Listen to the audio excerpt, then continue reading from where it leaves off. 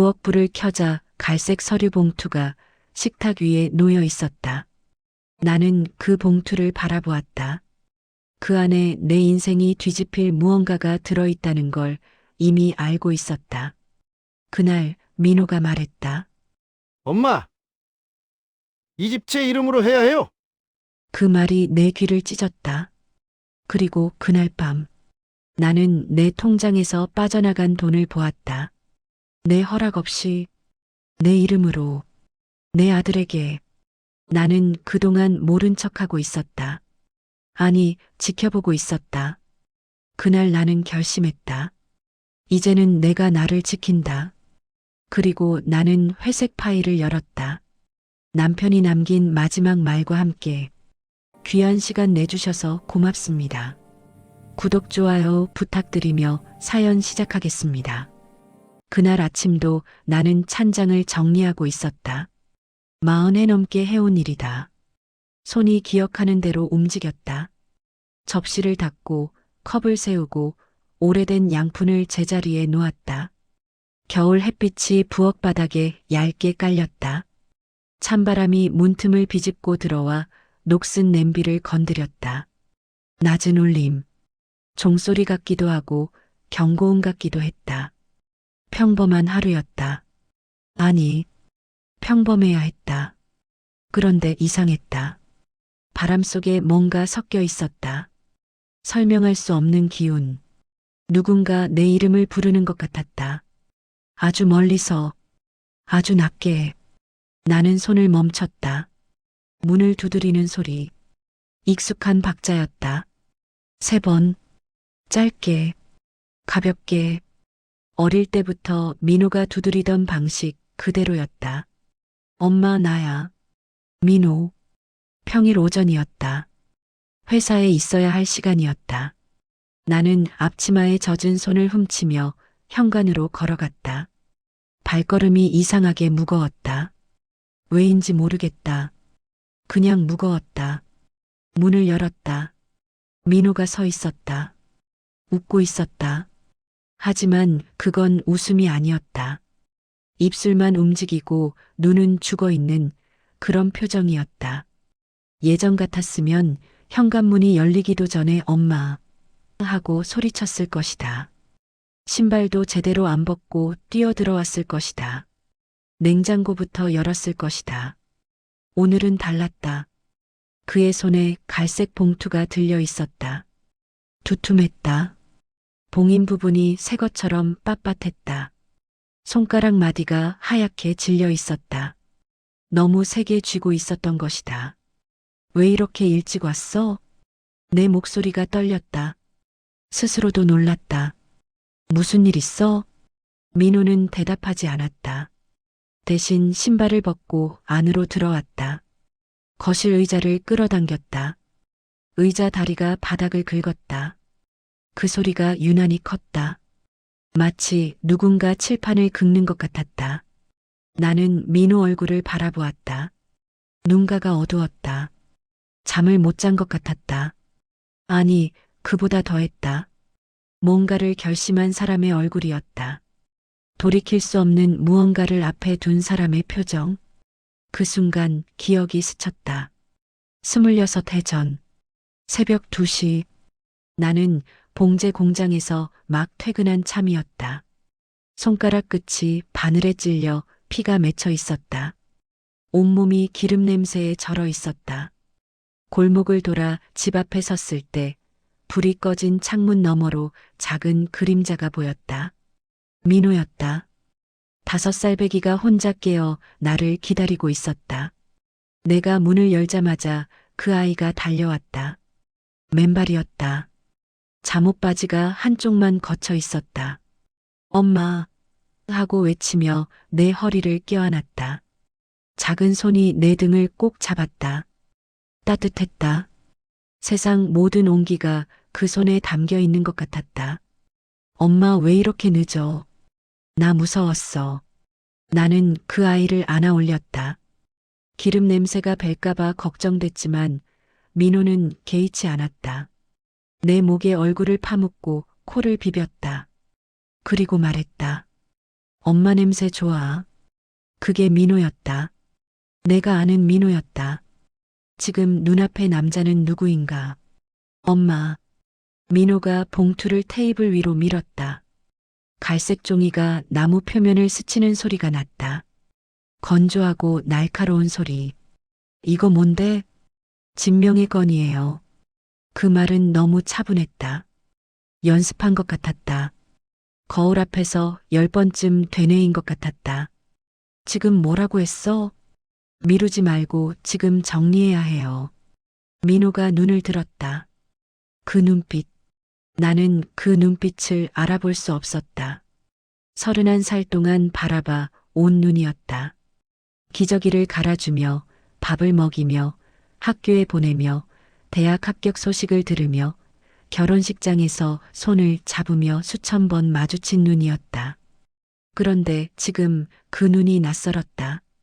완전히 낯설었다. 엄마도 나이 들잖아요. 민호가 말을 이었다. 앞으로 일어날 일들 대비해야 하고 제가 관리하는 게 안전해요. 안전. 그 단어가 내 가슴을 찔렀다. 누구의 안전인가? 나의 안전인가? 아니면 내 안전인가? 나는 테이블 모서리를 잡았다. 손가락에 힘이 들어갔다. 나무 모서리가 손바닥을 파고들었다. 아팠다. 하지만 그 아픔이 나를 붙잡아 주었다. 이게 현실이라는 걸 깨닫게 해주었다. 이 집, 43평 아파트, 남편과 함께 20년 할부로 샀다. 매달 월급의 절반이 여기로 갔다. 남편이 죽고 나서도 나는 이 집을 지켰다. 청소 일을 하며, 식당 설거지를 하며, 손가락 마디가 휘어지도록 일하며, 민호대학 등록금 대느라 집을 담보로 대출까지 받았다. 그것도 다 갚았다. 혼자서 이를 악물고. 이 집은 내 인생이었다. 내 땀이었다. 내 피였다. 민호야. 내 목소리가 갈라졌다. 너 지금 무슨 말하는 거니? 엄마가 살아계실 때 미리 옮기는 게 좋아요. 문제 생기기 전에. 문제. 그 단어가 또 나를 찔렀다. 내가 문제란 말인가? 살아있는 내가 문제란 말인가? 나는 봉투를 내려다보았다. 봉인된 부분 아래로 서류 모서리가 보였다. 하얀 종이, 검은 글씨, 도장 찍을 곳에 빨간 스티커가 붙어 있었다. 친절하게도 여기라고 적혀 있었다. 이건 갑자기 생각난 일이 아니었다. 준비된 것이었다. 계획된 것이었다. 며느리가 시켰니? 나는 물었다. 목소리가 힘겹게 나왔다. 민호가 피식 웃었다. 그 웃음이 칼날 같았다. 엄마, 그런 말 하지 마세요. 제가 판단한 일이에요. 우리 가족을 위해서요. 우리 가족. 그 말 속에 나는 없었다. 나는 알았다. 직감적으로 알았다. 우리 가족은 민호와 며느리와 손주를 뜻했다. 나는 그 원 바깥에 있었다. 어느 순간부터인지 모르게 나는 밀려나 있었다. 가슴 속에서 무언가가 무너졌다. 소리 없이, 천천히, 모래성이 파도에 쓸려가듯. 그런데 이상했다. 무너지는 와중에도 뭔가 단단한 것이 남아 있었다. 작았다. 하지만 분명히 있었다. 오랫동안 제 속에 묻혀있던 불씨 같은 것. 분노인지, 자존심인지, 아니면 그냥 살고 싶다는 본능인지. 나는 몰랐다. 하지만 그것이 나를 똑바로 세워주었다. 민호야. 나는 조용히 말했다. 떨리지 않게, 낮게. 내가 왜 이런 얘기를 하는지 엄마도 알고 싶어. 민호는 대답하지 않았다. 대신 봉투를 더 가까이 밀었다. 엄마, 지금 결정하세요. 그 말은 최후 통첩이었다. 나는 봉투를 내려다보았다. 갈색 종이 위로 내 손이 비쳤다. 늙은 손이었다. 주름지고 굳은 살이 박이고 여기저기 흉터가 있는 손. 그때 보였다. 봉투 아래 바닥에 흰 종이 한 장이 떨어져 있었다. 작았다. 접혀 있었다. 나는 그것을 집어들었다. 이체 내역서, 입금자 민호, 출금 계좌 내 이름. 내 손끝이 차갑게 식었다. 이미 돈이 빠져나가고 있었던 것이다. 내 허락 없이 내 이름으로. 그 순간 내 마음속 어딘가에서 작은 균열이 생겼다. 가느다란 금이 같다. 아직은 작았다. 하지만 그 틈 사이로 차가운 바람이 불어왔다. 그리고 나는 알았다. 이건 시작에 불과하다는 것을. 민호가 떠난 뒤에도 서류 봉투는 그 자리에 있었다. 식탁 위 정중앙. 마치 폭탄처럼. 문이 닫히고 발자국 소리가 멀어지자 집안에 침묵이 내려앉았다. 이상한 침묵이었다. 40해 넘게 살아온 집인데 갑자기 낯선 공간처럼 느껴졌다. 벽지 무늬도 창문 위치도 냉장고 윙윙거리는 소리도 모든 게 어색했다. 남의 집에 들어온 것 같았다. 나는 부엌 의자에 앉았다. 천천히 뼈마디가 삐걱거렸다. 숨을 고르려 했다. 안 됐다. 가슴이 얕게 뛰었다. 심장이 갈비뼈를 두드렸다. 불규칙하게 겁에 질린 새처럼. 이체 내역서. 그 종이가 자꾸 머릿속을 파고들었다. 민호가 지난 1년 동안 관리비 명목으로 내 통장에서 돈을 빼갔다.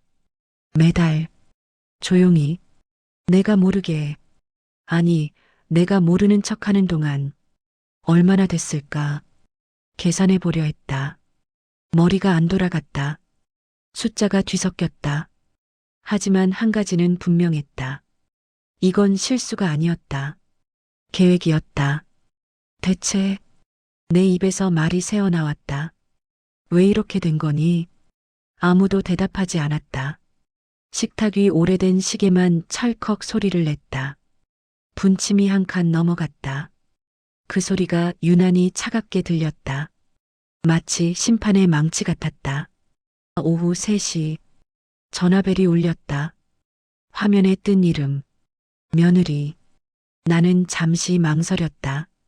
손가락이 통화 버튼 위에서 멈췄다. 받아야 하나? 안 받아야 하나? 3번째 벨이 울릴 때 나는 버튼을 눌렀다. 어머니. 목소리가 지나치게 밝았다. 인공적으로 밝았다. 설탕을 너무 많이 넣은 커피 같았다. 달지만 역겨운. 민호한테 얘기 들으셨죠? 그게 다 어머니 위해서예요. 나를 위해서. 그 말이 귀를 긁었다. 나를 위해서라니. 요즘 뉴스 보세요. 노인들 사기당하고 사고 겪고 명의가 복잡하면 나중에 더 큰 문제 돼요. 그냥 안전하게 민호 이름으로 해놓으면. 내가 시킨 일이니? 내가 말을 끊었다. 전화기 너머로 숨소리가 멈췄다. 짧은 공백. 1초, 2초. 그 침묵이 모든 걸 말해주었다. 며느리가 억지 웃음을 흘렸다. 목구멍에서 긁어낸 듯한 웃음. 어머니, 왜 그러세요? 오해하시네. 우리 가족을 위해서. 내 가족이지. 내 목소리가 낮아졌다. 내 가족은 아냐. 그 말이 내 입에서 나온 순간 나 자신도 놀랐다. 평생 참는 게 익숙했다. 불편한 말은 삼켰다. 속이 쓰려도 웃었다. 명절마다 며느리 눈치를 봤다. 손주 볼 때도 조심했다. 혹시 내가 뭔가 잘못하면 민호가 곤란해질까봐. 늘 한 발 물러섰다. 평생 그렇게 살았다. 그런데 지금은 달랐다. 누군가 선을 넘었다. 그걸 나는 본능적으로 알고 있었다. 전화기 너머에서 며느리가 뭐라고 더 말했다. 나는 듣지 않았다. 그냥 통화 종료 버튼을 눌렀다. 화면이 꺼졌다. 집안이 다시 조용해졌다. 낮 햇살이 주방 바닥에 얼룩처럼 고여 있었다. 그 위에 서류 봉투의 그림자가 길게 늘어져 있었다. 마치 손가락처럼. 마치 나를 가리키는 것처럼 나는 봉투를 바라봤다. 열지 않았다. 열고 싶지 않았다. 그 안에 뭐가 들었는지 알고 있었다. 도장만 찍으면 되는 서류, 내 집을 넘기는 서류, 내 인생을 지우는 서류. 봉인이 단단했다. 마치 이렇게 말하는 것 같았다. 결정만 하면 돼. 그날 밤 잠이 오지 않았다. 침대에 누워 천장을 바라봤다. 어둠 속에서 천장의 얼룩이 희미하게 보였다. 저 얼룩은 10년 전 장마 때 생긴 것이다. 남편이 고치려다 말았다. 나중에 하자고 했다. 그 나중은 오지 않았다. 나는 침대 모서리에 앉았다. 발이 차가운 바닥에 닿았다. 그때 기억이 떠올랐다. 갑자기 선명하게 병원이었다. 남편이 암으로 누워있던 날. 마지막 몇 주. 그는 하루가 다르게 작아졌다. 뼈만 앙상하게 남았다. 숨 쉬는 것조차 힘겨워 보였다. 산소호흡기가 달린 마스크 아래서 그의 눈만 살아있었다. 그날도 나는 그의 손을 잡고 앉아 있었다. 남편이 마스크를 벗으려 했다. 나는 말렸다. 그는 고집을 부렸다. 할 말이 있다고 했다. 여보, 목소리가 갈라졌다. 사포로 긁는 듯한 소리. 이 집은 내가 지켜. 나는 고개를 끄덕였다. 눈물이 났다. 앞이 안 보였다. 그리고 남편이 내 손을 꽉 쥐었다. 남은 힘을 다해서 저 아이에게 기대지 마. 나는 그 말을 이해하지 못했다. 그때는 슬픔에 파묻혀 있었다. 두려움에 떨고 있었다. 저 아이가 누구를 말하는지 알면서도 외면했다. 아들 민호를 두고 그런 말을 할 리 없다고 생각했다. 하지만 지금 그 말이 뼛속까지 파고들었다. 저 아이에게 기대지 마. 남편은 알고 있었던 것일까? 민호가 이렇게 될 거라는 걸? 아니면 예감이 있었던 걸까? 나는 평생 믿고 살았다. 어머니가 희생하면 자식은 당연히 그 사랑을 돌려줄 거라고. 내가 허리가 휘도록 일하면, 손가락이 부르트도록 일하면 그 아이는 나를 지켜줄 거라고. 그 믿음이 어리석었던 걸까? 처음부터 잘못된 걸까? 다음 날 아침, 나는 전화기를 들었다. 민호 번호를 눌렀다. 손가락이 떨렸다. 하지만 누르지 않을 수는 없었다. 2번 만에 연결됐다. 엄마, 생각해 보셨어요? 인사도 없었다. 직설적이었다. 수만 번 쉴 여유도 주지 않았다. 마치 거래처에 전화한 것처럼, 마치 계약 마감일을 앞둔 것처럼. 민호야, 내가 먼저 말했다. 내가 엄마 계좌에서 몇 번인가 돈을 빼갔지? 침묵. 무슨 말이에요, 그게? 목소리가 흔들렸다. 미세하게. 하지만 나는 들었다. 내 계좌에서 관리비 명목으로 작년부터 계속. 민호가 말을 잃었다. 3초, 5초, 7초. 그 침묵이 자백이었다. 굳이 확인할 필요도 없었다. 엄마가 잘 모르니까 대신. 내 목소리가 날카로워졌다. 내 허락도 없이? 엄마, 내가 집 관리하고 요즘 살림이 얼마나 복잡한데. 그러니까 나는 천천히 말했다. 이 집도 내가 관리하겠다는 거냐? 민호가 한숨을 쉬었다. 길게, 지친 듯이. 그 한숨에 담긴 의미를 나는 읽었다. 왜 이렇게 고집이야? 그냥 넘기면 될걸. 노인네가 뭘 안다고. 엄마가 아무것도 모르는 척하니까 내가 대신. 내가 모르는 척한 거지.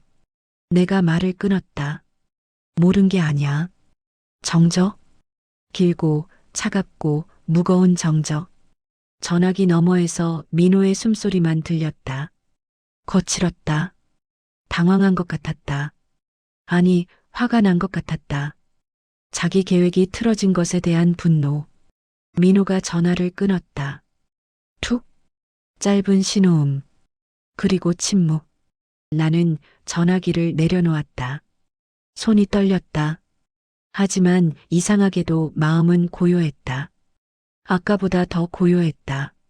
무언가가 바뀌고 있었다. 나 자신 안에서 평생 희생만 하던 내 모습이 있었다. 그리고 지금 이 순간에 내가 있었다. 두 개의 나, 극단적으로 다른 두 개의 나. 그 대비가 나를 또렷하게 만들었다. 아까보다 더 단단하게. 나는 천천히 일어섰다. 안방으로 걸어갔다. 옷장 옆에 오래된 서랍장이 있었다. 나는 그 서랍을 열었다. 한동안 잊고 지냈던 작은 상자가 있었다. 나무 상자. 남편이 젊었을 때 직접 만든 것이다. 모서리가 달아 있었다. 뚜껑에 긁힌 자국이 있었다. 오래된 것들이 다 그렇듯 시간의 무게가 느껴졌다. 나는 상자를 열었다. 안에는 오래된 것들이 들어 있었다. 빛바랜 영수증들, 먼지 낀 서류들, 남편의 사진, 젊었을 때 사진, 중년의 사진, 병원에서 찍은 마지막 사진, 그리고 쪽지 하나. 남편이 손으로 쓴 것이었다. 펜 글씨가 흔들려 있었다. 힘이 없는 손으로 쓴 게 분명했다. 나는 그 쪽지를 펼쳤다. 미안해. 그리고 고마워. 넌 강한 사람이야. 잊지 마. 손끝이 떨렸다. 하지만 그 떨림 안에 뭔가가 있었다. 작은 불씨 같은 것. 꺼지지 않는 것. 오래전부터 제 속에 묻혀 있었지만 아직 살아있는 것. 내가 다시 나를 세우는 감각. 희생만 하던 내가 아닌 내 인생의 주인이 되는 감각. 나는 상자 아래를 뒤졌다. 손가락 끝에 뭔가가 닿았다. 더 두꺼운 것, 더 단단한 것. 회색 파일이었다. 나는 그것을 꺼냈다. 오래된 먼지가 표면에 앉아 있었다. 나는 손바닥으로 먼지를 털었다. 이 파일, 아무에게도 보여준 적 없었다. 민호도 몰랐다. 며느리도 몰랐다. 아무도 몰랐다. 나는 파일을 열었다. 남편이 남긴 유언장 사본, 공증받은 원본은 따로 있었다. 내 이름으로 된 오래된 계약서, 이 집을 처음 샀을 때의 서류, 그리고 내가 혹시나 싶은 마음에 정리해둔 거래 기록들. 민호가 언제, 얼마를, 어떤 명목으로 빼갔는지, 날짜와 금액이 적혀 있었다. 나는 그것들을 바라봤다. 오랫동안. 그리고 속삭였다. 이제 시작이구나. 창밖으로 오후 햇살이 기울고 있었다. 방 안에 긴 그림자가 드리웠다. 하지만 그 그림자가 무섭지 않았다. 나는 파일을 가슴에 안았다. 민호도 모르는 반전의 실마리. 그것이 조용히, 아주 조용히 움직이기 시작했다. 민호와의 통화가 끝난 다음 날. 집안이 이상하게 조용했다. 아무것도 하지 않았는데 공기가 무거워졌다. 스스로 무게를 늘려가는 것 같았다. 숨쉬기가 힘들었다. 벽이 좁혀오는 느낌이었다. 식탁 한가운데 서류 봉투가 그대로 있었다. 어제와 같은 자리, 어제와 같은 모양. 하지만 뭔가 달랐다. 그 봉투가 나를 보고 있었다. 느낄 수 있었다. 넌 아무것도 못해. 어차피 질 거야. 포기해. 나는 그 봉투를 외면했다. 대신 회색 파일을 꺼냈다. 무릎 위에 올려놓았다. 천천히 펼쳤다. 종이들이 오래됐지만 정갈했다. 이건 우연이 아니었다. 나는 이미 준비하고 있었다. 이런 날이 올 줄 알았던 것이다. 남편이 세상을 떠나기 몇 달 전이었다. 병원 침대에서 그가 내 손을 잡았다. 손가락에 힘이 없었다. 뼈만 남은 손이었다. 하지만 눈빛은 또렷했다. 여보, 혹시라도 무슨 일이 생기면 너 혼자라도 지킬 수 있게 기록을 모아둬. 나는 그때 이해하지 못했다. 하지만 남편은 알고 있었다. 민호가 흔들릴 것을, 며느리가 그를 조종할 것을. 기록은 결국 나를 살릴 무기가 되었다. 나는 깊게 숨을 들이켰다. 그래. 내가 이제 해야지. 그날 오후 나는 외출 준비를 했다. 오래된 코트를 꺼냈다. 현관문을 열고 나갔다. 하늘은 잿빛이었다. 차가운 12월의 바람. 하지만 내 안에는 뜨거운 결심이 피어나고 있었다. 은행으로 향했다. 은행 안은 따뜻했다. 번호표를 뽑고 기다렸다. 23번 고객님, 내 차례가 왔다. 직원은 모니터를 보고 표정이 변했다. 작년 1월부터 계속 빠져나갔네요. 관리 대행비로. 입금자 민호. 내 속에서 뭔가 부서지는 소리가 났다. 은행 문을 나서는 순간 겨울바람이 얼굴을 때렸다. 민호에 대한 마지막 기대가 끊어졌다. 집에 돌아왔다. 식탁 앞에 섰다. 서류 봉투가 그대로 있었다. 나는 이체 내역서를 옆에 놓았다. 갈색 봉투, 흰 종이, 배신과 증거, 쌍둥이처럼 나란히. 나는 봉투를 집어들었다. 오봉인을 뜯었다. 서류들이 쏟아졌다. 모두 완료된 명예 변경 서류. 도장만 찍으면 되는 상태. 심지어 제출 예정일까지 적혀 있었다. 민호야, 내가 정말 이랬구나. 나는 회색 파일을 가져왔다. 식탁 위에 펼쳤다. 남편의 유언장 사본, 계약서 원본, 민호가 빼간 금액 일치네요. 그리고 카카오톡 캡처 사진, 며느리의 메시지. 어차피 늙으면 판단력 흐려졌다고 하면 돼. 그 문장이 내 가슴을 찔렀다. 나는 한동안 그 자리에 앉아 있었다. 증거들이 식탁 위에서 나를 바라보고 있었다. 민호가 흔들리는 걸 알고 있었다. 하지만 외면했다. 아들이니까. 내가 낳은 자식이니까. 나는 깊게 숨을 들이켰다. 가슴 깊은 곳에서 뭔가 단단해지는 소리를 들었다. 이제 내가 움직일 차례구나. 창밖으로 해가 지고 있었다. 붉은 하늘. 곧 어둠이 올 것이다. 하지만 두렵지 않았다. 나는 서류들을 정리했다. 파일에 모두 넣었다. 이것들이 내 무기가 될 것이다. 그리고 전화기를 들었다. 연락처를 뒤졌다. 남편의 옛 친구, 변호사. 그 번호를 눌렀다. 이것이 내 첫 번째 반격이었다. 민호가 전혀 예상하지 못한 시작이었다. 변호사에게 전화를 끊고 난 뒤 나는 한동안 창문 앞에 서 있었다. 겨울빛이 바람에 흔들렸다. 창틀의 얇은 그림자가 불규칙하게 드리워졌다. 방 안은 적막했다. 그 적막 속에서 지난 며칠이 떠올랐다. 웃음 한 번 없던 날들, 잠 못 이루던 밤들, 가슴을 쥐어짜던 시간들. 하지만 이상했다.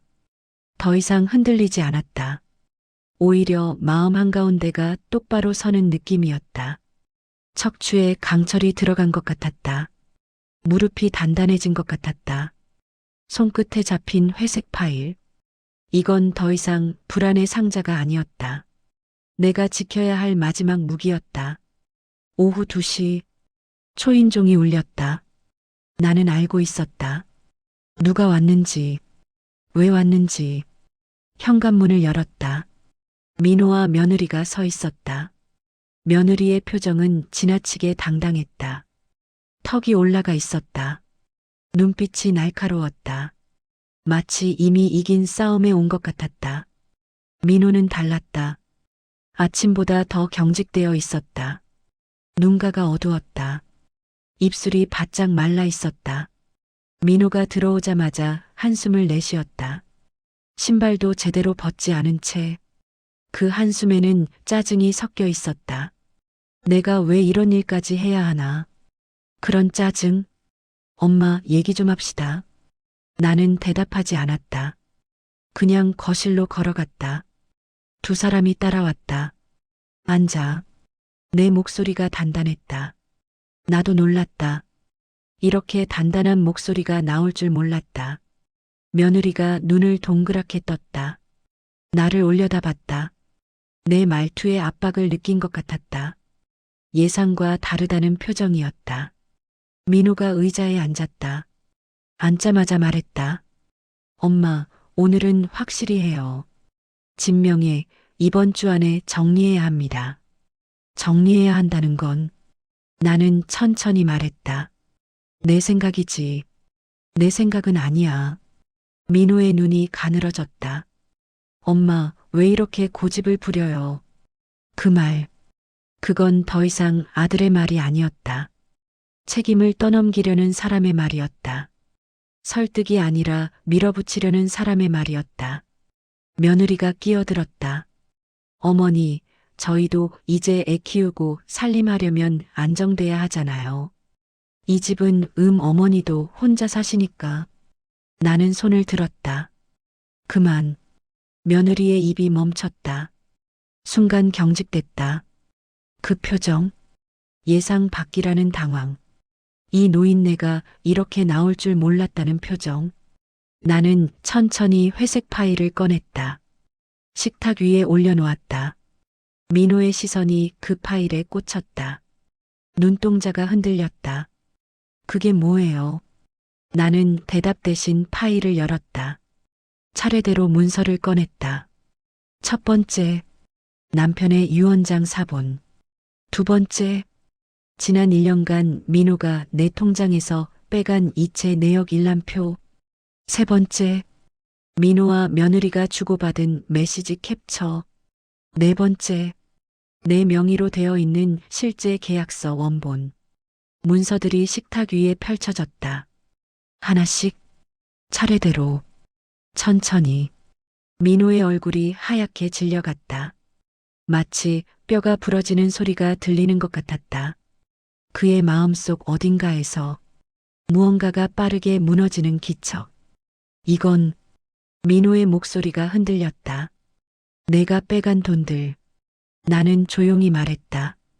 내가 모르는 척한 게 아니라 지켜보고 있었던 거다. 민호의 손이 테이블 모서리를 움켜쥐었다. 손등에 핏줄이 부풀어 올랐다.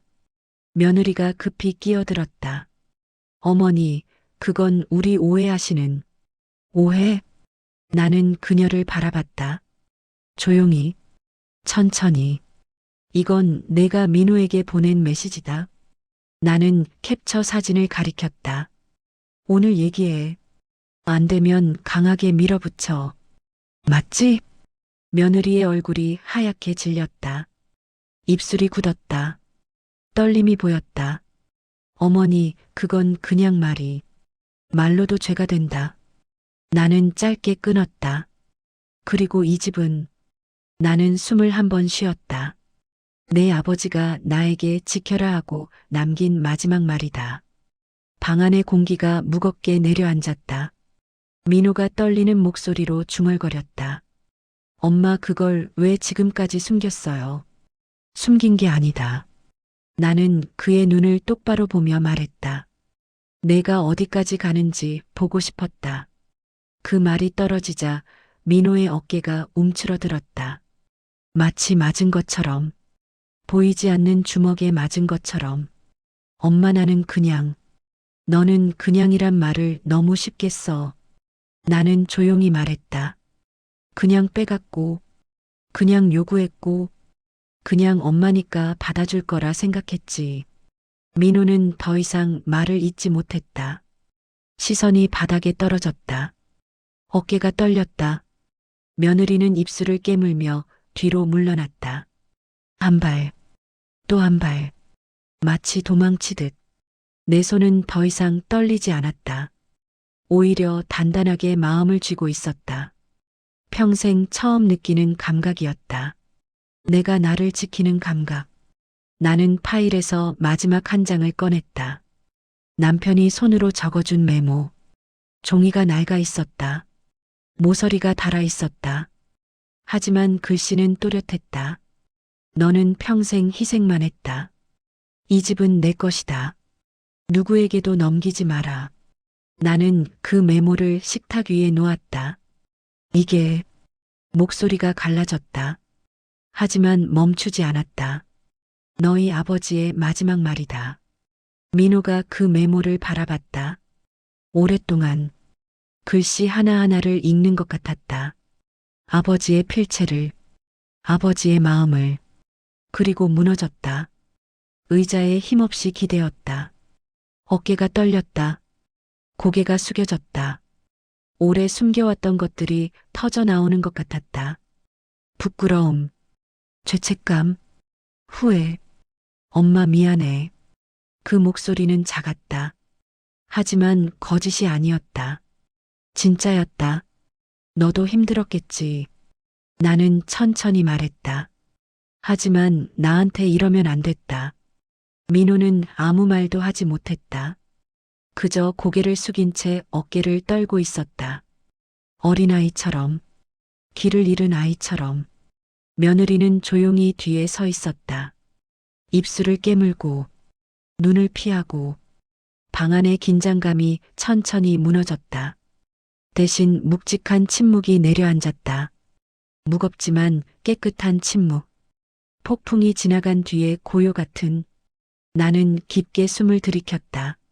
내 안에 남아있던 마지막 두려움이 빠져나가는 느낌이었다. 오랫동안 가슴을 짓누르던 것, 숨을 막던 것, 그것이 마침내 풀려나가는 느낌. 나는 말했다. 나는 이 집을 지킬 거다. 그 말이 방 안에 울렸다. 조용히, 하지만 단단하게. 그 순간, 비로소 내 안에서 무너졌던 모든 것들이 제자리를 찾기 시작했다. 균열이 생겼던 곳에 새로운 기둥이 섰다. 흔들렸던 곳에 뿌리가 내렸다. 부서졌던 곳에 강철이 들어찼다. 이것이 내 인생의 두 번째 반전이었다. 민호가 절대 예상하지 못한 순간, 내가 나를 되찾은 순간, 민호와 며느리가 떠난 뒤, 거실에는 묵직한 침묵만 남았다. 두 사람의 발자국 소리가 복도에서 멀어지고 엘리베이터 문이 닫히는 소리가 희미하게 들렸다. 그리고 완전한 정적. 이상하게도 집이 더 넓어 보였다. 벽과 벽 사이의 거리가 달라진 것 같았다. 천장이 높아진 것 같았다. 숨쉴 공간이 생긴 것 같았다. 폭풍이 지나갔다. 흔적만 남기고 사라졌다. 그 자리에 차갑지만 맑은 공기가 스며들었다. 느릿하게, 조용히, 마치 오랫동안 닫혀있던 창문을 연 것처럼. 나는 식탁 앞에 섰다. 파일과 서류들이 흩어져 있었다. 나는 그것들을 하나씩 정리했다. 천천히, 순서대로, 유언장 사본, 이체 내역서, 메시지 캡처, 계약서 원본, 남편의 메모. 손끝이 더 이상 떨리지 않았다. 이상한 일이었다. 며칠 전만 해도 이 서류들을 만지면 손이 떨렸다. 가슴이 두근거렸다. 숨이 막혔다. 지금은 달랐다.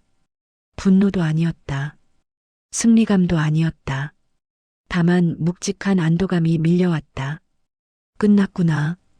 드디어 끝났구나. 나는 서류들을 파일에 넣었다.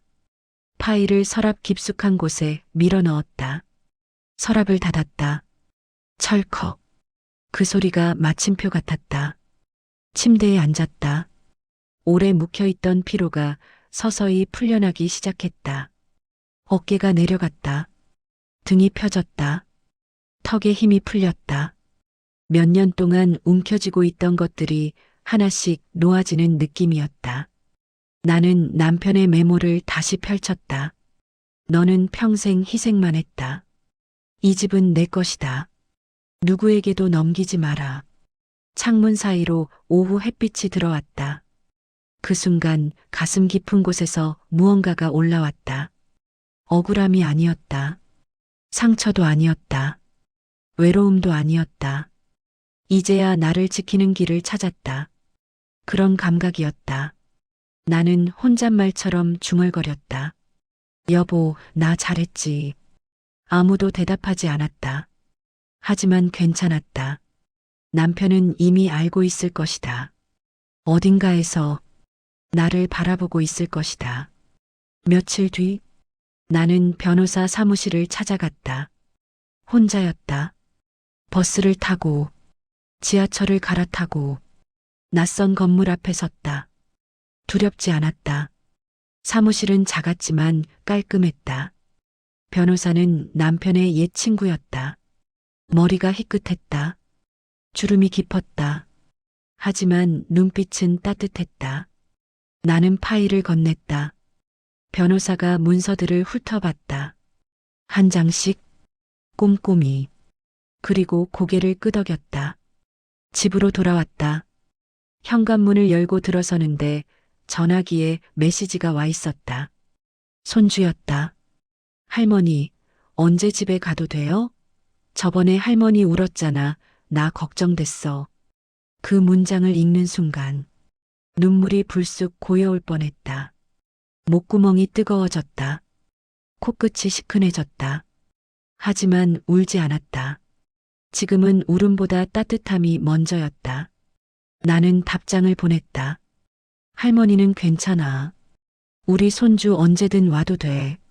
잠시 뒤 현관벨이 울렸다. 문을 열었다. 손주가 서 있었다. 7살. 볼이 통통한 아이. 눈이 반짝이는 아이. 할머니. 손주가 뛰어들어왔다. 현관에서부터 달려왔다. 신발도 제대로 벗지 않고 두 팔을 벌리고 그 웃음.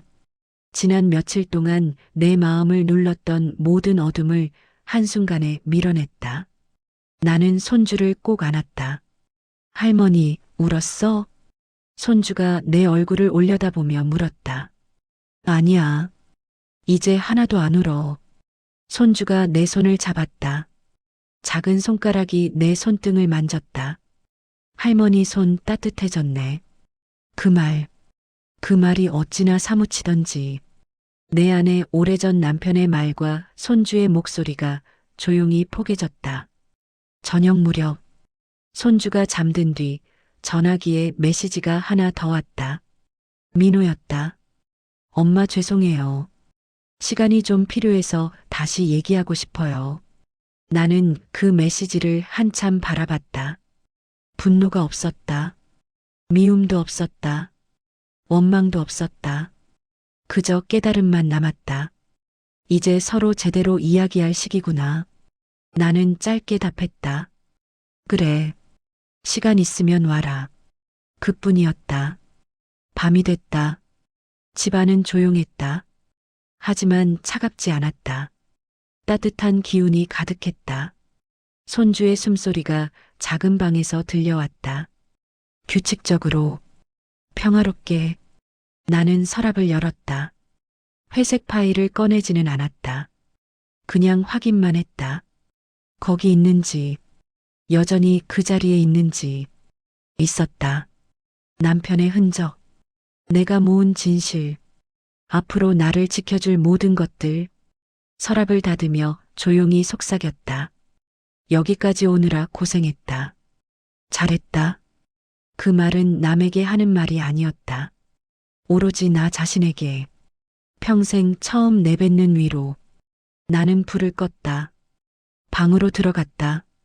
침대에 누웠다. 천장을 바라봤다. 어둠 속에서 희미한 윤곽이 보였다. 10년 전 장마 때 생긴 얼룩. 남편이 고치려다 말았던 그 얼룩. 이제는 그 얼룩이 싫지 않았다. 오히려 좋았다. 남편이 여기 있었다는 증거 같았다. 우리가 함께 살았다는 흔적 같았다. 눈을 감았다. 오늘 밤만큼은 오랫동안 잊고 지냈던 깊은 잠을 온전히 잘 수 있을 것 같았다. 균열은 아물었다. 완전히는 아니었다. 흉터는 남을 것이다. 하지만 그 흉터 위로 새살이 돋고 있었다. 나는 더 이상 희생만 하는 사람이 아니었다. 나는 나를 지키는 사람이었다. 그리고 그것이 이 이야기의 끝이자 나의 새로운 시작이었다. 오늘 제 이야기를 들으신 당신께 조용히 한마디만 남기고 싶습니다. 우리는 모두 누군가의 가족이고 누군가의 부모이고 누군가의 아이지만 그보다 먼저 나라는 사람입니다. 저는 이제야 그 사실을 배웠어요. 혹시 당신도 힘든 선택 앞에 서 있다면 부디 외면하지 마세요. 당신의 삶을 지킬 수 있는 사람은 결국 당신뿐입니다. 시청해 주셔서 감사합니다.